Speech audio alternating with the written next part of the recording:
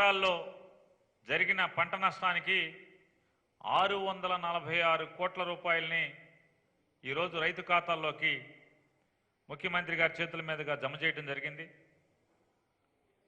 భారతదేశంలో ఇంతవరకు ఏ రాష్ట్రంలో కూడా జరగని విధంగా పంట నష్టం జరిగింది, తుఫాన్ వచ్చింది, పంట దెబ్బతిన్నది అంటే 30 రోజుల్లోపు పంట నష్ట పరిహారాన్ని ప్రభుత్వం రైతు ఖాతాలోకి నేరుగా జమ చేయడం అనేది ఇది భారతదేశ చరిత్రలో మొదటిసారిగా జరుగుతుంది. అక్టోబర్ నవంబర్లో వచ్చినటువంటి తుఫాన్లు కూడా దెబ్బతిన్నటువంటి రైతాంగానికి ఇప్పటికే జగన్మోహన్ రెడ్డి గారి చేతుల మీదుగా వారి అకౌంట్లోకి జమ చేయడం జరిగింది. అలాగే ఇప్పటి వరకు నివార్ తుఫాను మూలంగా దెబ్బతిన్నటువంటి ధాన్యాన్ని 13,50,000 మెట్రిక్ టన్నుల ధాన్యాన్ని రాష్ట్ర ప్రభుత్వం కొనుగోలు చేయడం జరిగింది. ఈ 13,50,000 మెట్రిక్ టన్నుల ధాన్యంలో 73,000 మెట్రిక్ టన్నుల ధాన్యం రంగుమారి బాగా మొలకెత్తినటువంటి ధాన్యాన్ని కొనుగోలు చేయడం జరిగింది. ఇది కొనసాగుతున్నటువంటి ప్రక్రియ. ఈ రోజు వరకు రైతుల దగ్గర నుంచి ప్రభుత్వం రైతు ఎవరైతే అమ్మటానికి ముందుకొచ్చారో అమ్మటానికి ముందుకొచ్చినటువంటి రైతుల దగ్గర ఇప్పటి వరకు 13,50,000 మెట్రిక్ టన్నుల ధాన్యాన్ని కొనుగోలు చేయడం జరిగింది. దీనిలో 73,000 మెట్రిక్ టన్నులు మొలకెత్తిన రంగుమారిన ధాన్యం.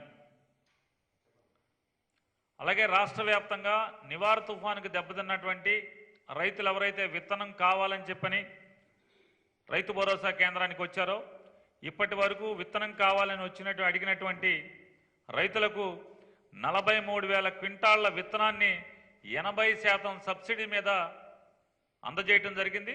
ఇంకా ఏ రైతులైతే డిమాండ్ చేస్తారో రైతు భరోసా కేంద్రంలో రిజిస్టర్ అవుతారో మాకు విత్తనం కావాలని వారికి కూడా 80% సబ్సిడీ మీద వరి విత్తనాల్ని అందజేయడం జరుగుతుంది.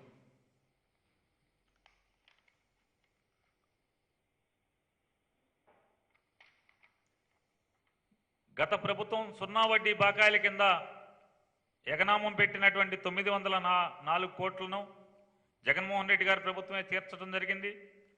అలాగే వైఎస్ఆర్ 0 వడ్డీ పథకం కింద ఈ ఖరీఫ్లో 510 కోట్ల రూపాయలని రైతు ఖాతాల్లోకి జమ చేయడం జరిగింది.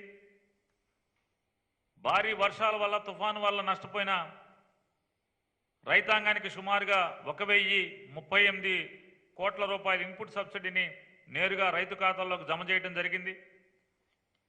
అలాగే గత ప్రభుత్వం రైతుల దగ్గర నుంచి సేకరించిన విత్తనాలకి డబ్బు చెల్లించకుండా ఎగనామం పెట్టిన బకాయిల్లో 960 కోట్ల రూపాయలని జగన్మోహన్ రెడ్డి గారి ప్రభుత్వం చెల్లించడం జరిగింది.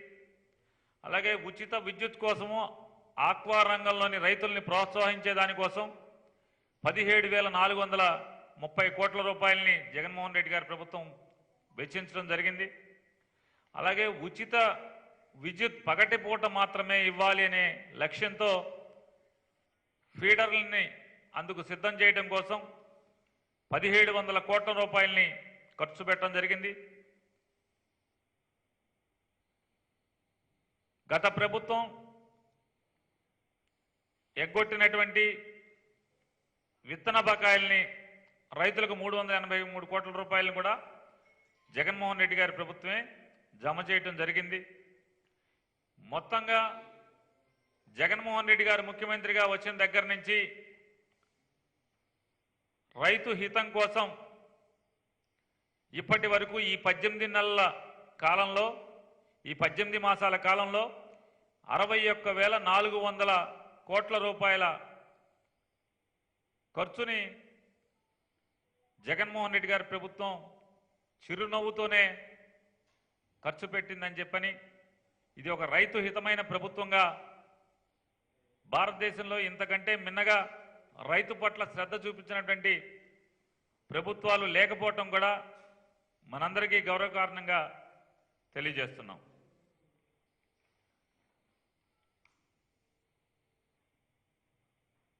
అలాగే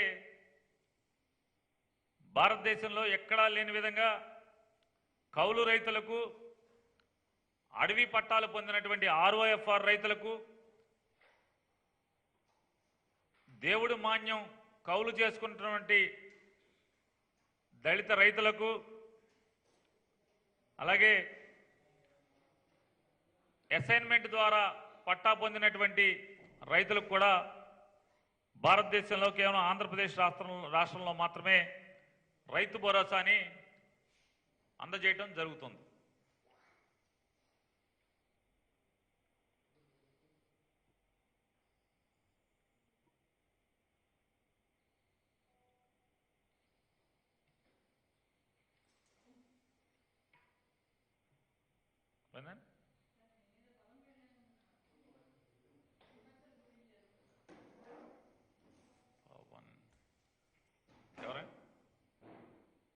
ఎవరు?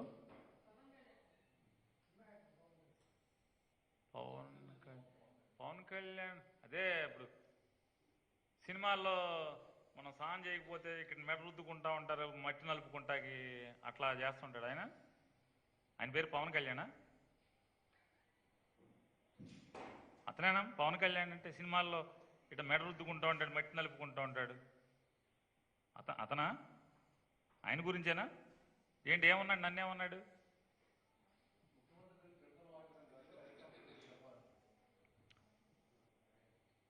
చిడతలు వాయించటంలో కూడా డబ్బు సంపాదించడం అనేది ఎవరి వల్ల అయిందంటే ఈ భూప్రపంచం మీద మన చిడతల నాయుడికే అయింది, ఇంకెవడు కావాలా? ఇప్పుడు నేను గుండెల్లో అభిమానం పెట్టుకుని ఒకవేళ ఆయన అదే మెడ మీద మట్టి నలుపుకుంటూ ఉంటాడు, ఆయన ఏదో చెప్పావు కదా మా సినిమా పేరు, యాక్టర్ పేరు. ఆయన చిడతలు వాయిస్తే నన్ను అంటున్నావు కదా. నాకు రాజశేఖర రెడ్డి మీద గుండె నిండా అభిమానం ఉంది. చచ్చేంత వరకు రాజశేఖర రెడ్డి గారి నుంచి తప్పితే ఇంకోటి మాట్లాడను. రాజశేఖర రెడ్డి కడుపును పుట్టినటువంటి జగన్మోహన్ రెడ్డి గారిని కూడా అంతే అభిమానిస్తాను ఆయన కొడుకుగా.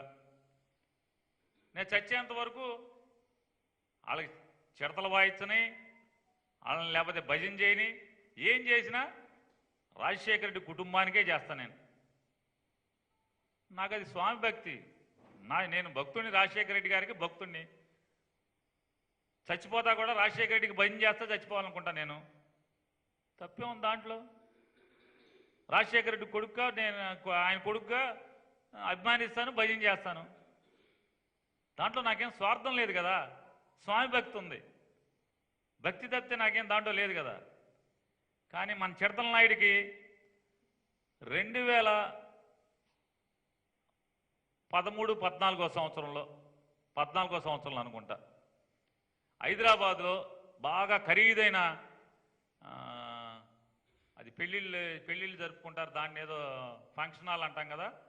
ఆ పెళ్ళిళ్ళు హైటెక్స్ అదే 50 లక్షలు, ₹1 కోటి అద్దె అంటారు. మామూలుగా బాగా డబ్బున్న వాళ్ళు తప్పితే ఎవరు దాంట్లోకి శుభలేఖలు కూడా ఎవరెవరు అంతంత పెళ్ళిళ్ళు జరుగుతూ ఉంటాయి అని చెప్తూ ఉంటారు.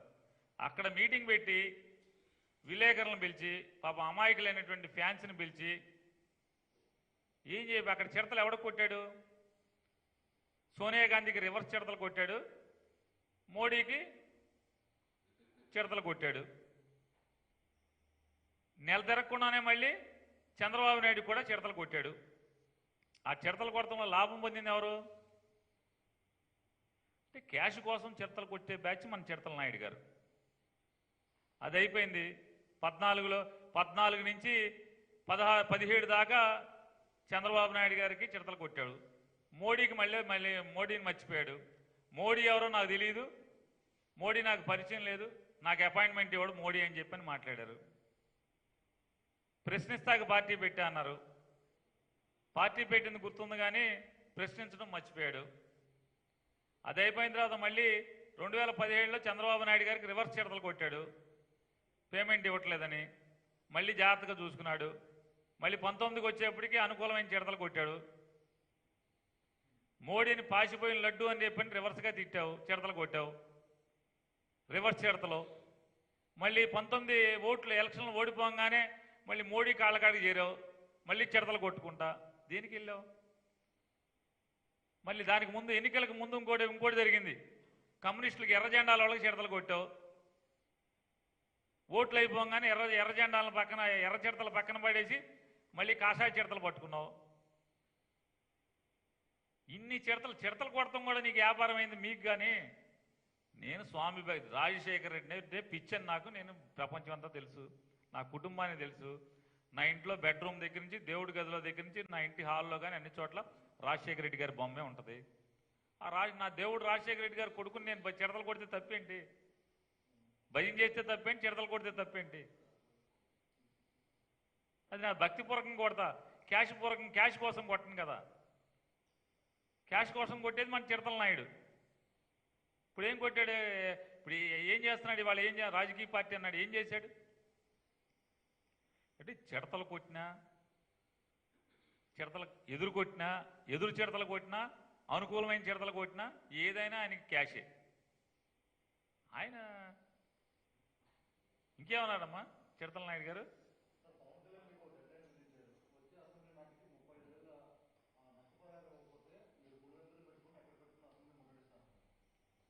పులివెందుల్లో పెట్టుకున్నా, వైజాగ్లో పెట్టుకున్నా అసెంబ్లీ అక్కడికి వచ్చేస్తాను కదా, అక్కడ పెడతాను ఎవరని చెప్పారు ఈయనకి.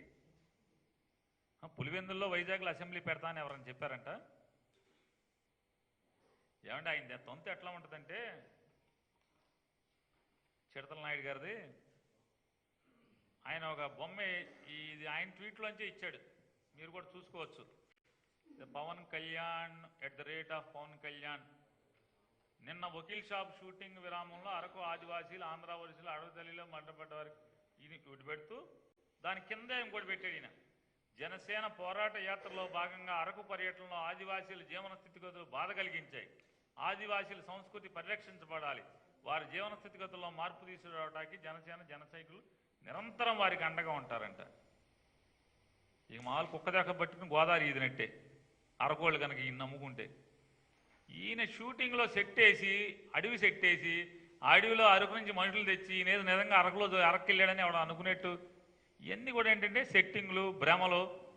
ఇదంతా సెట్టింగ్లు, సినిమాలు వ్యవహారం వీళ్ళందరూ కూడా. కాబట్టి వీళ్ళు కూడా ఏం చేస్తారంటే వెంటనే ఒక పులివెందుల్లో ఒక అసెంబ్లీ సెట్ వేసినట్టు వెనకాల వేసి, లేదా వైజాగ్ సముద్రం వేసి అసెంబ్లీ సెట్ వేసి అక్కడికి వెళ్ళిపోయినట్టుగా మన అందరికి చూపిస్తారు సినిమా ఇదంతా. ఎందుకు అసలు 2014లో అదేనమ్మా ఆయన పేరేంటి చెప్పావు కదా, చిడతల నాయుడు. ఆ చిడతల నాయుడు గారు 2014లో చంద్రబాబుకు ఓటేయమని చెప్పాడు. ఈయన ఓటేయమని, ఇది నా ప్రభుత్వం అని చెప్పినటువంటి ప్రభుత్వం 2014 నుంచి 19 వరకు పంట నష్టపోతే ఎంత ఇచ్చింది పవన్ నాయుడు గారు? ఏమంటే చిడతల నాయుడు గారు ఎంత ఇచ్చింది నీ పార్ట్నర్షిప్లో నీ జాయింట్ ప్రభుత్వం? తుఫాన్లు వచ్చి పంట దెబ్బతింటే రైతులకి ఎంత ఇప్పించావు నువ్వు? అప్పుడు ఏ అసెంబ్లీని ముట్టడించావు బాబు కన్నా? ఏ అసెంబ్లీని ముట్టడించావు నువ్వు? అప్పుడు ఎంత ఇచ్చారేంటి మనం? నువ్వు చంద్రబాబు నాయుడు గారి కలిసి గుర్తులేదా? గుర్తు చేయాలా? నువ్వు ఇచ్చిన దానికంటే కూడా ₹10 ఎక్కువ ఇస్తున్నాం, అంటే 50%. నువ్వు నీ పార్ట్నరు కలిసి ఓటు అడుక్కుని 5 ఏళ్లు ప్రభుత్వం అధికారాన్ని అనుభవించినటువంటి ప్రభుత్వం కంటే రైతు పంట నష్టానికి 50% పైబడి ఎక్కువగా ఇస్తూ, అదొక్కటే కాదు, నువ్వు నీ పార్ట్నరు కలిసి రైతులకు ఎగ్గొట్టి ఎగనామం పెట్టి పంగనామాలు పెట్టి వెళ్ళారు. నువ్వు నీ పార్ట్నరు కలిసి ఇన్పుట్ సబ్సిడీలు 2016, 2017, 2018లో వచ్చిన తుఫాన్లన్నిటికీ కూడా ఇన్పుట్ సబ్సిడీలకి అన్నిటికీ కూడా కన్నా ఇన్పుట్ సబ్సిడీలని పంగనామాలు పెట్టి వెళ్తే నీ జగన్ రెడ్డి ప్రభుత్వమే కట్టింది డబ్బులు బాబు. ఇవన్నీ కాస్త నీ కింద మచ్చలు చూసుకుని నీ నలుపు రంగు చూసుకో కిందది. తర్వాత ఇన్ని మాట్లాడుతూ ఉంటాడు ఆయన. నిన్న ఇంకేమన్నారండి? ఏంటండి?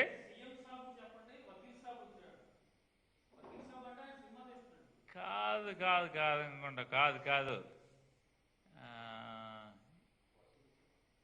బందర్ ఎమ్మెల్యేని వకీల్ సాబ్ చెప్పమన్నాడని సీఎం సాబ్కి చెప్పమన్నారని హసీనా గారు అంటుంది. అదే కదా? అదా ఇదా?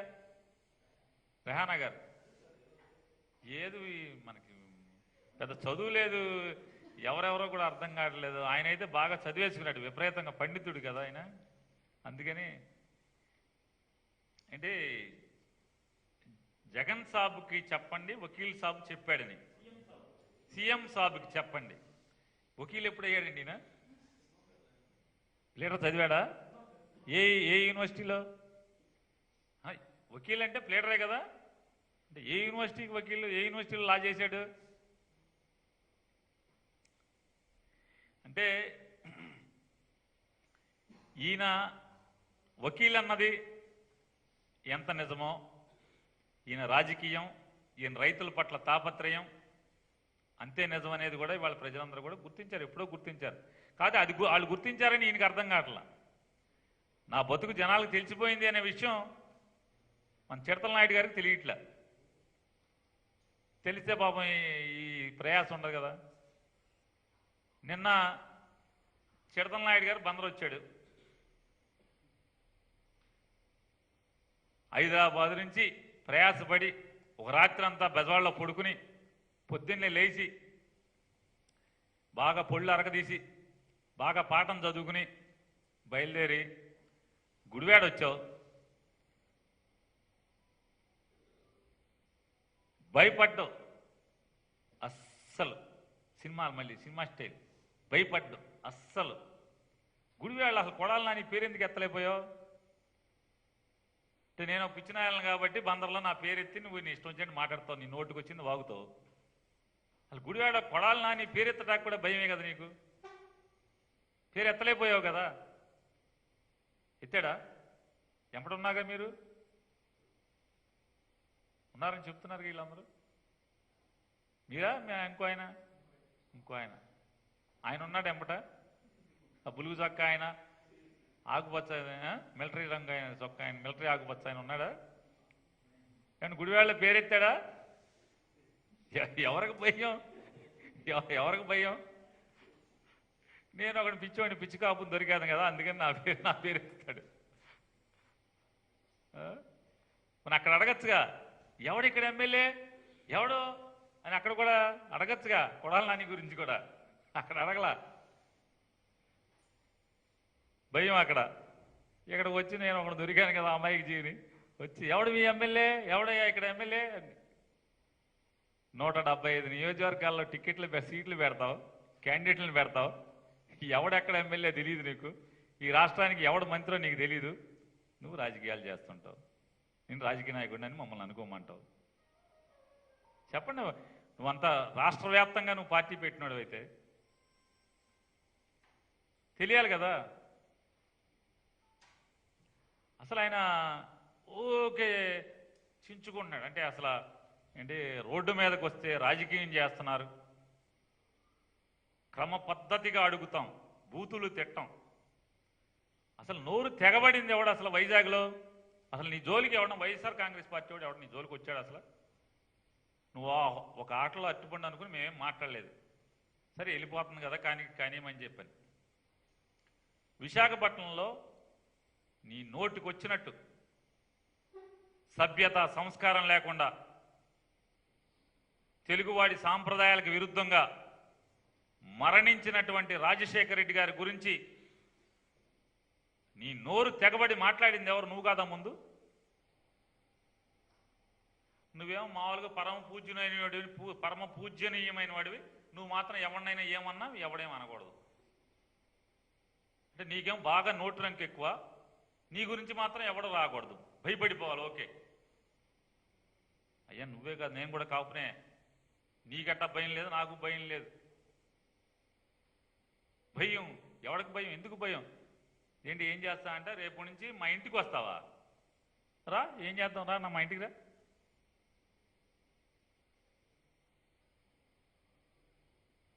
ఏ ఊకదంపుడు ఉపన్యాసాలు 4 ఏళ్ళ కానీ నేను కూడా మీటింగ్లో నిన్ను తిడితే బోళ్ళు నీళ్ళు వేస్తారు.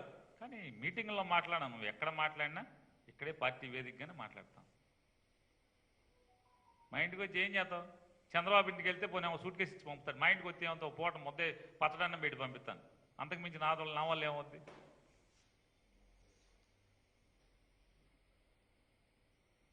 ఇదా నీ క్రమ పద్ధతి, సభ్యతా సంస్కారం? రాజశేఖర రెడ్డి గారి గురించి నీ ఇష్టారాజ్యంగా మాట్లాడింది నువ్వు కాదా? అసలు మొదలుపెట్టింది నువ్వు కాదా ఈ సంస్కృతికి ఆంధ్ర రాష్ట్ర రాజకీయాల్లో?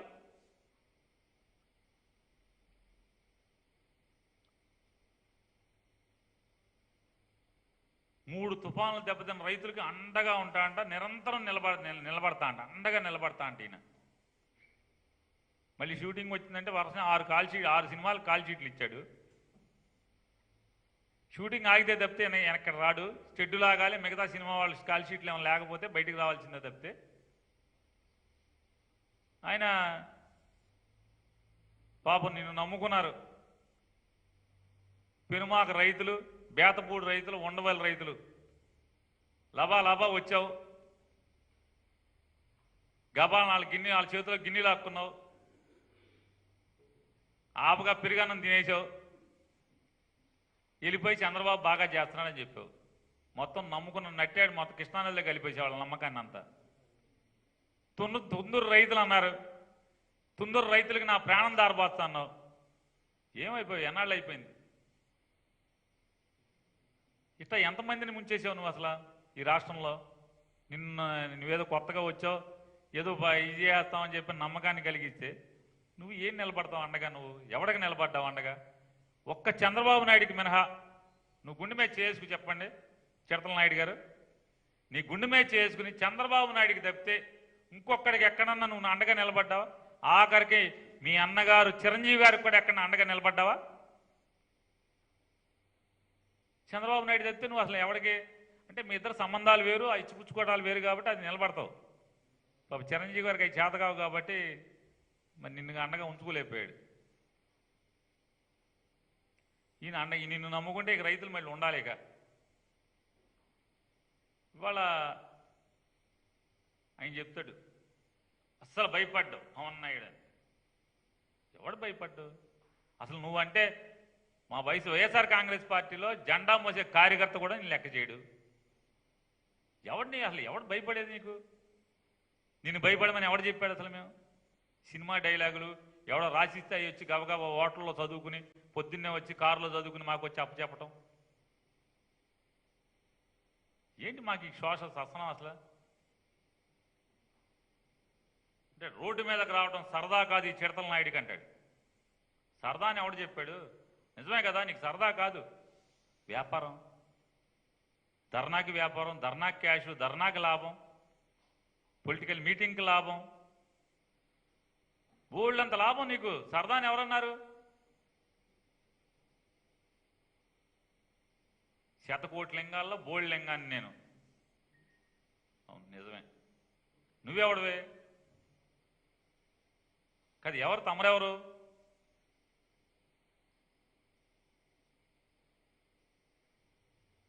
సహస్ర కోటి నాయుడులో నువ్వు ఒక బోల్డ్ నాయుడివి, పవన్ నాయుడివి.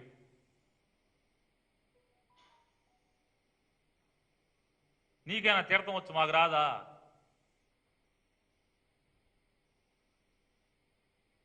చెప్తాడు ఎవడికి భయపడిన అని మాట్లాడతారు చిడతల నాయుడు గారు. మీరు మోడీ గారు నిన్న మొన్న 2 రోజులు నిన్న వేసాడు మోడీ గారు 2000 2 రోజుల క్రితం, 2 రోజులు 3 రోజులు ఎప్పుడు వేసాడో కూడా తెలియదు నీకు.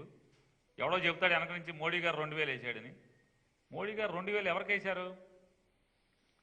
అది మీరు పోలుస్తున్నారు. జగన్మోహన్ రెడ్డి గారి ప్రభుత్వం గురించి మోడీ గారు 2000 వేసాడు, మీరు వేయరే అని చెప్పని మాట్లాడుతున్నారు. మోడీ గారు 2000 వేసింది దేనికి? రైతు భరోసాకి 6000 వేస్తే జగన్మోహన్ రెడ్డి గారు సంవత్సరానికి 7500 వేస్తున్నాడు. నువ్వు చెప్పే మోడీ గారు కౌలు రైతులకి ఎయిట్లా నువ్వేదో మాలు చెప్పావు కదా, 70% మంది కౌలు రైతులు ఉన్నారని. కౌలు రైతులకి మోడీ గారు వేస్తున్నాడా?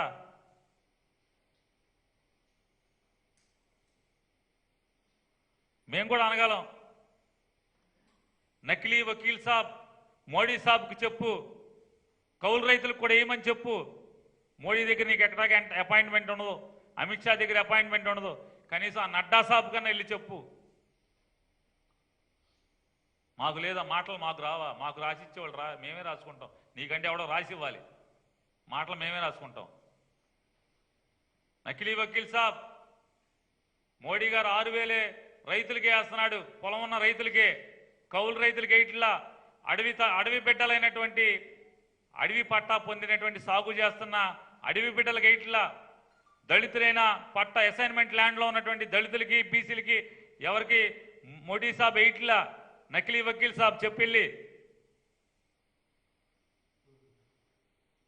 ఇవన్నీ జగన్మోహన్ రెడ్డి గారు వేస్తున్నాడు. నకిలీ వకీల్ సాబ్. రైతు మరణిస్తే 7 లక్షలు ఇస్తావా అని జగన్మోహన్ రెడ్డి గారిని నోటుకొచ్చినట్టు మాట్లాడుతున్నావు. నువ్వు నీ చంద్రబాబు నాయుడు కలిసి జాయింట్ వ్యాపారం చేసినప్పుడు, జాయింట్ ప్రభుత్వం ఉంది కదా, వ్యాపారం కాదు అదే జాయింట్ ప్రభుత్వం, అప్పుడు ఎంత ఇచ్చారు మీరు రైతుకి? అప్పుడు ఏమైపోయింది నీ నోరు? ఎవరిని ప్రశ్నించావు? ఎప్పుడున్నా నీ జన్మలో చంద్రబాబు నాయుడు 5 ఏళ్లలో ప్రశ్నించావు ఎప్పుడున్నా? అప్పుడు ఎంత ఇచ్చాడు? చంద్రబాబు నాయుడు ప్రభుత్వం 5 లక్షల రూపాయలు ఇచ్చేది. ఆ 5 లక్షలు పెద్ద తతంగం చేసి, కార్యక్రమం చేసి, దానిలో వడబోసి, ఆఖరికి నువ్వు చెప్పే నువ్వు నీ చంద్రబాబు నాయుడు జాయింట్ ప్రభుత్వంలో మరణించినటువంటి రైతులకి వెయ్యాల్సినటువంటి 5 లక్షలు కూడా పంగనామాలు పెట్టి మీ ఇద్దరు వెళ్ళిపోతే, జగన్మోహన్ రెడ్డి గారి ప్రభుత్వం వచ్చి జగన్ గారు ఆ డబ్బులు వేసాడనే విషయం తెలుసుకుంటే కాస్త తమరికి ఉండాల్సినవన్నీ వస్తాయి.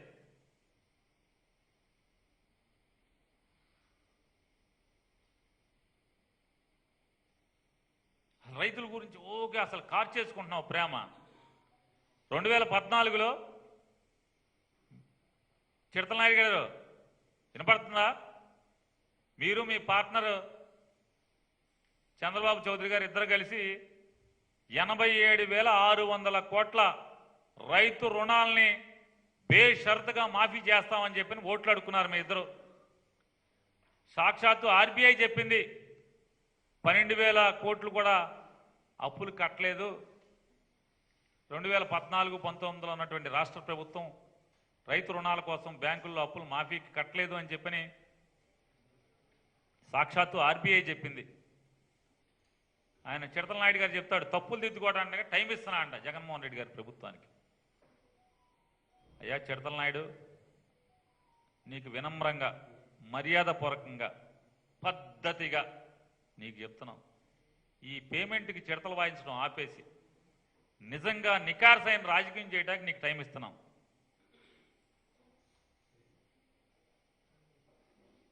సినిమాలు చేస్తున్నారని మాట్లాడతారా? జగన్మోహన్ రెడ్డికి ఫ్యాక్టరీలు లేవా? పేపర్లు లేవా? సిమెంట్ ఫ్యాక్టరీ లేదా? మైన్లు లేవా? మూసేయండి అవన్నీ మాట్లాడు. అసలు నిన్ను సినిమాలు మానేయమని ఎవడు అడిగాడు? ఎవడు ఏడిచాడు? జనాల్ని మోసగించడం కోసం, అమాయక ప్రజలు కదా వీళ్ళకేమీ తెలియదని దుర్బుద్ధితో చిడతలనాయుడు గారు మీరు మాట్లాడారు. ఏమని మాట్లాడారు? 100 సంవత్సరానికి 100 కోట్ల ఆదాయాన్ని, సంపదని వదులుకుని మీ సేవ కోసం నేను వస్తున్నా అని చెప్పుకున్నామా? ఎవడు చెప్పుకోమని ఏడ్చాడు? జనం ఏమన్నా ఏడ్చారా? మీ ఇంటి ముందు కూర్చుని అయ్యా నాయుడు గారు, చిడతలనాయుడు గారు రండి, నీ 100 కోట్ల సంపాదన వదులుకుని మా దగ్గరికి రా, మాకు సేవ చేయమని ఏమన్నా ఏడ్చాడండి? మీకు మీరుగా స్వయం ప్రకటించారు. ఏమని? 100 కోట్ల ఆ సంపాదనని వదులుకుని నా జీవితాన్ని ప్రజాసేవ కోసం అంకితం ఇచ్చి వస్తున్నానని చెప్పని మీరు మాట్లాడుకున్నారు. మరి ఏమైపోయింది ఈలోపు? మళ్ళీ భ్రాంతి కలిగంటే ఆ 100 కోట్ల వదిలేశానని చెప్పని వస్తే జనం పిచ్చి జనంలాగా నీ పిచ్చి మాటలు నమ్మేసి ఓట్లేసేసి నిన్ను ముఖ్యమంత్రిని చేసేస్తే ఆ 100కి ఇక్కడ మామూలుగా ఒక 1000 రెట్లు 1,00,000 రెట్లు సంపాదించుకుందాం అనుకున్నావు ఏంటి? మరి ఎందుకు వెళ్ళిపోయావు మళ్ళీ వెంటనే? నేను వ్యాపారం చేయొద్దని, సినిమాలు చేయొద్దని వైఎస్ఆర్ కాంగ్రెస్ పార్టీ కానీ లేదా ఈ రాష్ట్ర ప్రజలు కానీ ఎవరన్నా నిన్ను అడిగారా? మేము అడిగామా? నువ్వు చెప్పుకున్నావు కాబట్టి అడుగుతారు నిన్ను. చెప్పమని ఎవరు చెప్పారు ఫోజుగా? మళ్ళీ ఏం చెప్పావు? జగన్మోహన్ రెడ్డి గారి ప్రభుత్వం రాగానే ఏంటి ఇంకోటే చెప్పాడు, ఎలక్షన్లు అవ్వగానే పోలింగ్కి కౌంటింగ్ ముందు ఇది శాసనం, జగన్ రెడ్డి సీఎం కాడు. ఎందుకు ఈ సొల్లు మాటలు ఇవన్నీ? అయిపోయింది. అయిపోయాక ఏం మాట్లాడారు? తమరేం మాట్లాడారు? జగన్ రెడ్డి గారు నువ్వు దిగ్విజయంగా బ్రహ్మాండంగా పరిపాలించవయ్యా, నేను సినిమాలు చేసుకుంటా అన్నావు. దిగ్విజయంగా బ్రహ్మాండంగా పరిపాలిస్తున్నాడు, సినిమాలు చేసుకుంటున్నావు. ఎవరు నిన్ను అసలు నీ ఊసి ఎవరు ఎత్తారు? అడుగుతారు కదా మరి. ఎవడో నాలాంటి కుంటోడు ఉంటాడు కదా, తొంటరోళ్ళు బోళంత మంది ఉంటారు. ఏమయ్యా 100 కోట్లు వదులుకుని వచ్చా అన్నావు కదా, మళ్ళీ వెళ్ళిపోయావేంటి? తూచి చెప్పావా? మళ్ళీ తూచి అని చెప్పి వెళ్ళిపోయావేంటి? వెనక్కి అని చెప్పి అని అడుగుతారు. జగన్మోహన్ రెడ్డి గారి ప్రభు మరి నువ్వు చెప్పిన మాట నిన్ను ప్రశ్నిస్తేనే నీకు ఇంత బాగా గుచ్చుకుంటా ఉంటే, తమరే చెప్పారు కదా స్టేట్మెంటు, తమరు చెప్పిన మాట తమరిని అడిగితే బాగా ఇబ్బంది, కాలిపోతుంది ఎక్కడో.